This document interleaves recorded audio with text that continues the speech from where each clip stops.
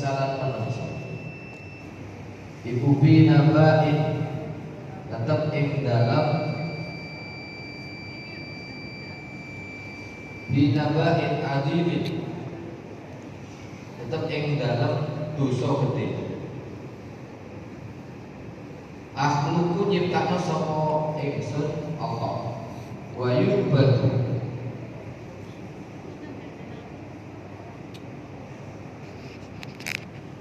Akhluku nyiptakno sapa ingsun ing jin lan manusa wa yubadu lan nyembah sapa jin lan manusa wa yusabiyane ingsun wa arzuqulan awe rezeki sapa ingsun wa yushkaru lan matur suwun sapa jin lan manusa wa ing sakjane iki.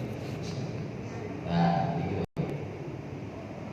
Manusia, jin dan manusia itu bisa berada di dalam sebuah dosa besar. Manakala yang itu supaya kali Gusti Allah. Napa manane supaya itu Allah yang menciptakan, tetapi nyembah sanes kepada Allah. Allah yang ngasih rezeki, tapi matur suwun kepada selain Allah. Makanya ada Allah yang ungkapan balik, kita boleh mencari rezeki, tapi jangan lupa kepada yang memberi rezeki, yaitu Allah Subhanahu wa Ta'ala. Itu merupakan dosa besar. Jadi kalau kita itu melupakan Allah, itu maka terjadilah sebuah dosa besar.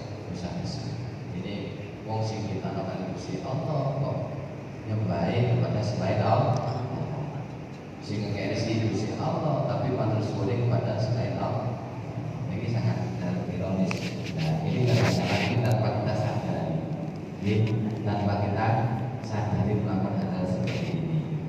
Sering di ngomongin Allah yang ngasih rezeki, tapi kita tidak mau matur suwun. Nah, caranya bagaimana? Gitu. Caranya itu kalau kita ingin menjadi orang yang ahli syukur, pandai matur suwun nang Gusti Allah, itu caranya pandai-pandailah kita matur suwun nang makhluk Gusti Allah. Malam yashkurin nas lam yashkurillah. Sapa wong gak pinter matur suwun nang manusa, iku ora bakal pinter matur suwun kepada nang Gusti Allah. Jadi ini contoh caranya adalah dengan kita pandai-pandai matur suwun, mintanya hanya kepada Allah Subhanahu wa Ta'ala. Ini juga menjadikan pelajaran bahwasanya Allah itu kalau dengan niat diskusi gitu, karena ini Allah ada Gusti Allah, itu berarti dari hadis ini menunjukkan bahwa Allah itu sebenarnya juga punya sifat Allah, sifat pencemburu. Ya, Allah itu punya sifat pencemburu. Ya orang kawula kok jaluk kepada saktiane Gusti Allah. Gusti Allah itu ngerti. Ayo sing ngeke urip aku kok kok gelem ibadah nang aku.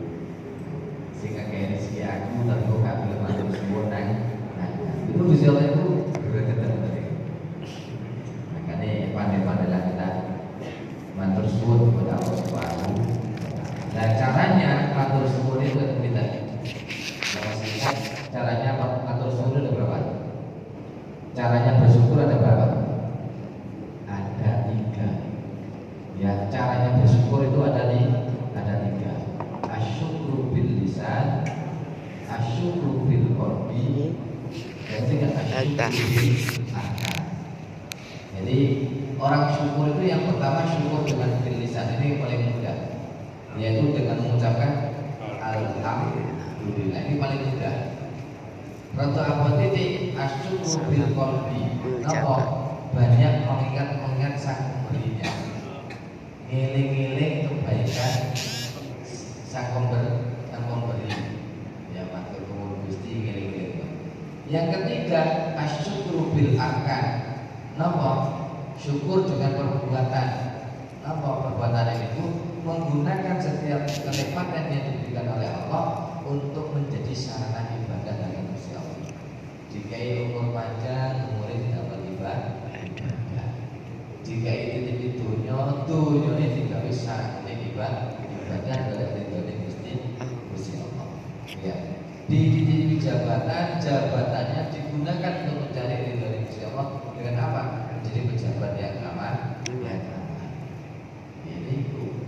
Kalau seperti itu, maka insya Allah kita tidak akan dilaknati oleh Gusti. Tapi pandai-pandailah bersyukur, minimal dengan alhamdulillah, dengan ucapan baik alhamdulillah. Jadi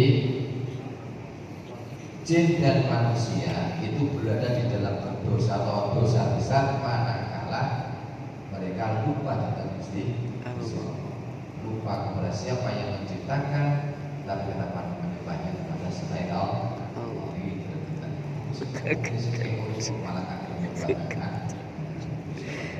Kemudian Allah yang kasih rezeki, tapi syukurnya kepada selain Allah.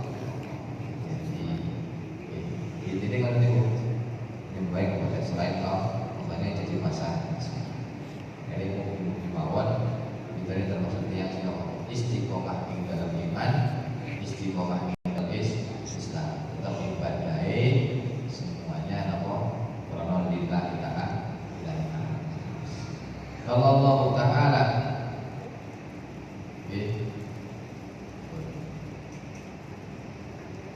kalau Allah jauh sama Ta'ala akhir malam yardo bi qodoi manutawi sapane wong lam yardo kang ora rido sapa man bi qodoi kelawan ketetapane ingsun ya wa qadarilan qadari ingsun takdir insyaallah fal yal nafis mongko becik ndole sapa man robban ing pangeran duwe saktiane ingsun. Ini ancaman dari Bapak Ibu. Bapak Ibu, ini ancaman. Lek wonten tiyang kak rido kali ketetapan Gusti Allah, boten rido kali Gusti Allah, maka silakan mencari Tuhan selain Allah. Dengan Gusti Allah. Ya, nek kita ini kalau mendapatkan sebuah ujian itu mau kok kak rido kali ketetapan Gusti Allah, maka silakan cari Tuhan selain Allah. Ini mungkin mawon kita lihat termasuk yang siapa sabar dalam menghadapi ujian, bersyukur jika mendapatkan nikmat Gusti Allah. Insya Allah kalau kita itu pandai bersyukur dan sifatnya Gusti Allah dan sabar dalam ujian, maka kita akan menjadi orang yang qanaah beriman iman. Nek untuk iman iman tuh apapun yang terjadi, itu semua jari Gusti. Jatuhnya seperti itu. Ya kepikiran. Tapi kalau sampai ini di hadis yang lain, kan, malam yardo bi qadoi, walam yashkur ala na'mahi, walam yasbir ala balai, falyal tabis rabban siwaya, summa khruj min tahtis samai wal ardi. Lek wonten tiyang itu boten rido kali ketetapan Gusti Allah. Ndak berikan syukur kali nikmat Gusti Allah. Ndak berikan sabar kali ujian Gusti Allah. Silakan mencari Tuhan selain saya. Dan silakan keluar dari bumi itu. Dan saking langit diusir tingkat. Masya Allah. Oleh diusir ke Sidoarjo, saged mulih nang Malang. Ya, diusir ke Sidoarjo mulih nang Malang. Diusir ke bumi ini Gusti Allah nilai apa? Makanya ayo belajar. Pripun caranya bisa menjadikan pribadi yang ridho terhadap Gusti Allah? Ini prosesnya panjang. Makanya yang sabar itu prosesnya panjang. Besok salah. Maka ada orang yang mengatakan sabar kalau batasi, berarti masih belum sabar. Sabar itu tidak ada batasannya. Sabar itu tidak ada batasnya. Jadi dengan sabar itu harus sabar. Apapun yang terjadi. Cuma kadang-kadang ini kita bertenang keluarga sih gak tenang ini bahaya jadi sini kalau rokok keluarga sih rumah pun dengan yang membesar.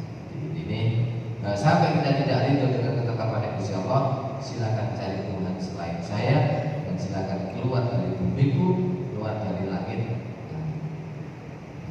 Ini itu hati-hati. Kalau Allah Ta'ala salah satu anak khosbuh yaumal qiyamah rajulun aqrani summa wa dawul julud ba'akurun fa'akala samana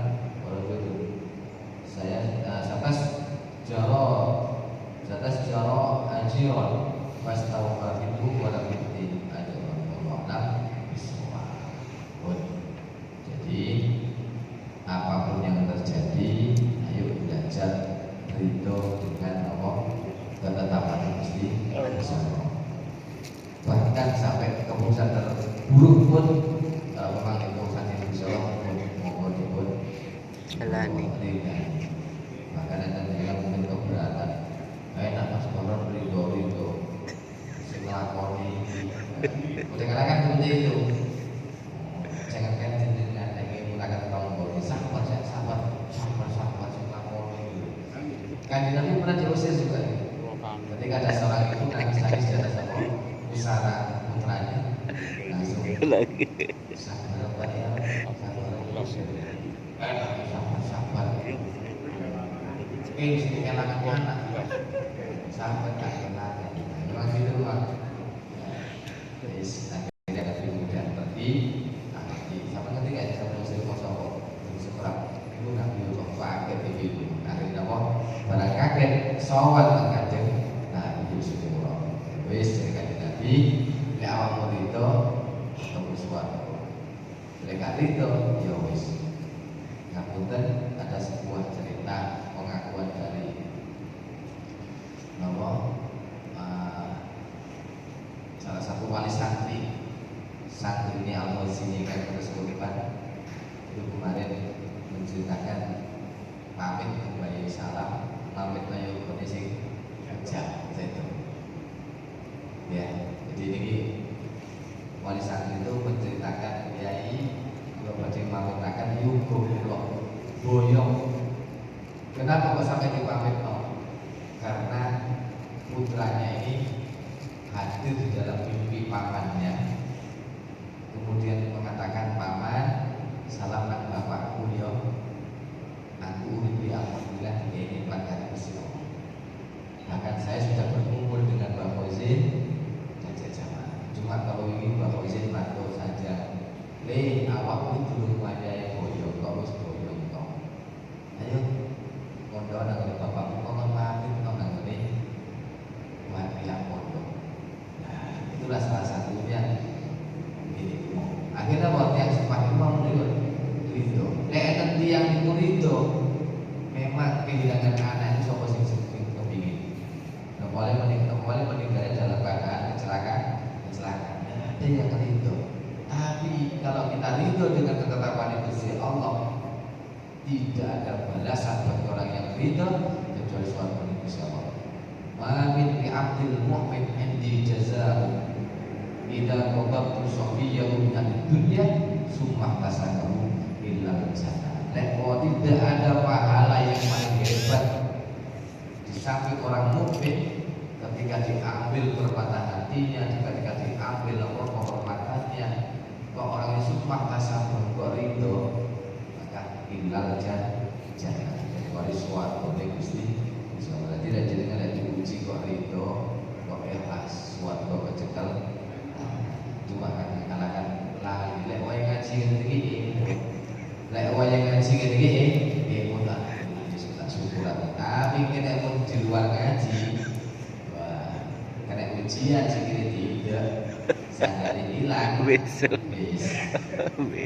Orang ini buat paling ini. Ada ciptaan, Bu, cukup, monggo.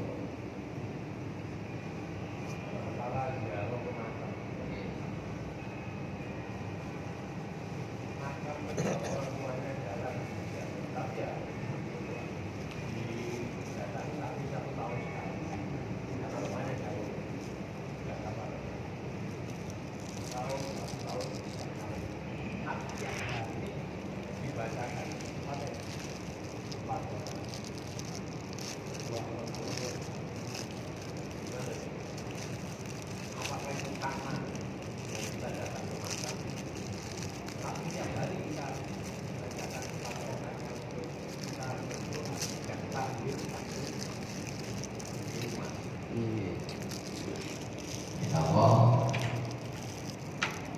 menziarahi kuburan itu memang tidak ada jumlah batasan, ya.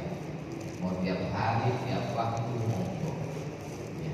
Tapi memang sebetulnya makna ziarah ini adalah bukan hanya ziarah maut, Tapi yang lebih penting daripada itu adalah apa? Mengingat Dan berubah dari ziarah tapi ini apa? Jagungan. Nah, tapi mek ngopi tadi kan bagus. Yang baru di baik. Nah, dari warung kopi tahu ya. Jagungan. Jadi sebetulnya ziarah tempat baru itu lebih daripada apa? Bukan hanya sekedar mek nyaman, tapi adalah mendoa. Ngomong kali kalau orang tempatnya kejauhan, apakah sama mendoakan orang tua dari rumah dengan di tempat ziarah?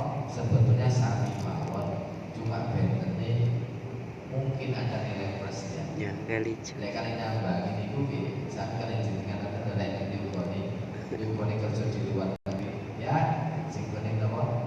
Telepon, pengen aja pun di telepon, di transfer, apik di orang yang kali makan kuwi. Nah, rasa senengnya apa? Beda. Nah, ngoten. Wis saestu. Sepan itu kata ngoten niku kuwi. Kadang-kadang es kadung kangen kali ibune niku mboten saged dipun cegah. Bener pun telepon. Bener kadang kangen itu sampai yang sepasang. Nah, kalau ini kuwi ngoten. Mulai ngaji ngene kadang-kadang kali ibu itu pelojak. Kalau video call dengan kali ibu itu kalau begini waktu begini ternyata dia sakit berarti kata-kata adik ibu lemas masih nggak belum paham. Oke, terus sambangi dan malang kata-kata tentang ketika apa bu nggak mau marah. Jadi coba apa kalau ibu boleh kata buat kali ini kangen. Jadi dungakno dari rumah sami mawon. Nah, cuma sesekali sampai itu pun kan sebagai pun, tapi kan berbeda kalau ketika